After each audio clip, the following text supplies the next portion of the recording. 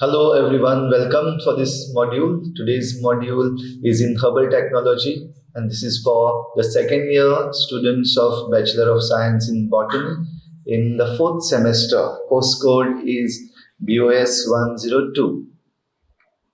The unit title is Pharmacognosy, under which we have a module Plant Morphology and Organoleptic Characters, Biological Source, Chemical Constituents, and Medicinal Uses of the Sarpagandha, that is Rauwolfia serpentina.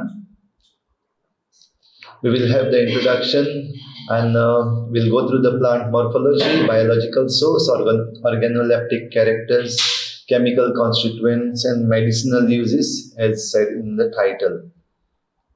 So with this, it describes plant morphology and biological source. It evaluates the organoleptic characters of Sarpagandha and explores the chemical constituents and medicinal uses of Sarpagandha. So Sarpagandha, my dear students, the scientific name is Rauwolfia serpentina and it belongs to the family of Apocynaceae. Commonly it is called as Sarpagandha, also as Indian snake root, and locally we call it as Adki or Chota Chan. Now Sarpagandha or Rauwolfia serpentina is a plant which is indigenous to India, but it is also found in other tropical and subtropical regions of the world.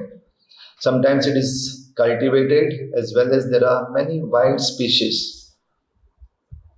This plant, Sarpagandha, is considered as an endangered species, hence it needs protection.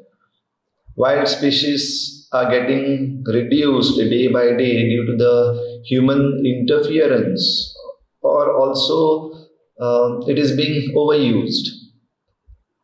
So Sarpagandha is used as a root, and the roots which are to be used medicinally are to be collected with the bark intact. Especially it is collected in the season of autumn from the plants which are already 3 to 4 years old. So just in case if you consider cultivating Rauwolfia serpentina for the purpose, then you have to wait for 4 years in order to harvest it.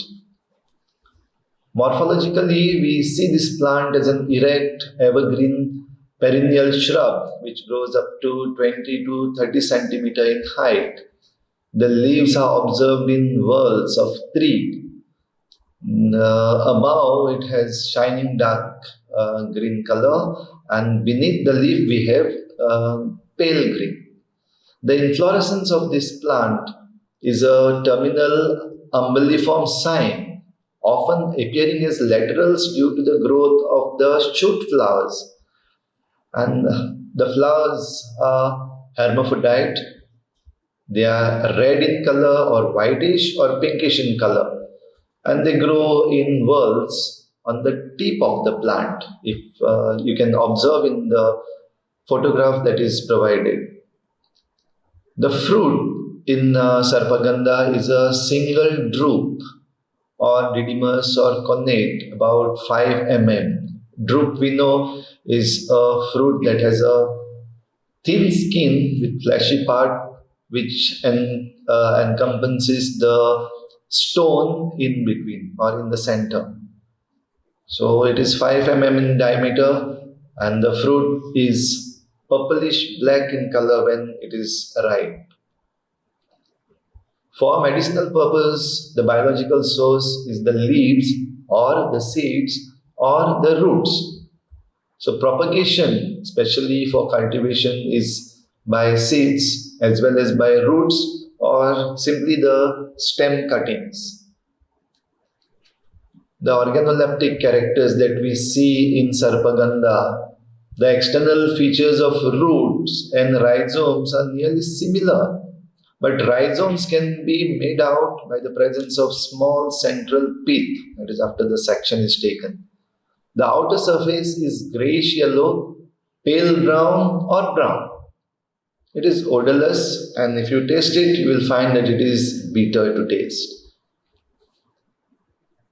Now, the important thing that we see in these medicinal plants is their chemical constituents. So, Rauwolfia serpentina contains about 0.7 to 2.4% of total alkaloidal bases, from which more than 80 alkaloids have been isolated already. The prominent alkaloids that are isolated from the drug are reserpine, resinamine, residin, rubecin, and desperidine. The terms that we use for these alkaloids are like tongue twisters, but they are very important. The other alkaloidal components are ajmalinin, ajmalin, ajmalicin, serpentine, serpentinin, tetrahydroserpinin, robecin, reserpinin, isoajmalinin, and euhambinin. Although these terms are a bit tongue twisting, let us try to learn these. From the medicinal point of view, we use sarpagandha in case of hypertension, even in case of fever or giddiness or ulcers that we have, we can use sarpagandha. It is increased in childbirth, especially to increase the uterine contractions in labor. It is used in ophthalmia, that is the eye disease. It is also used in insomnia, if you cannot sleep. Also in epilepsy and at times of excitement. In mental disorders, it is used as a tranquilizer. The leaves and roots of sarpagandha are crushed with milk for curing arrow poisoning or in case of insect stings or even in snake bites. Mostly it is used in snake bites, and that's why the name sarpagandha. It is also used for corneal opacity, that is in case the eye has the opacity in the cornea. So what is used is the leaf juice that is extracted is applied externally.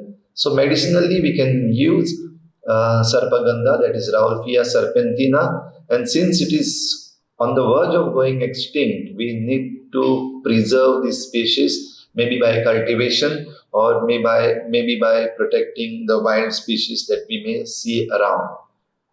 These are our references.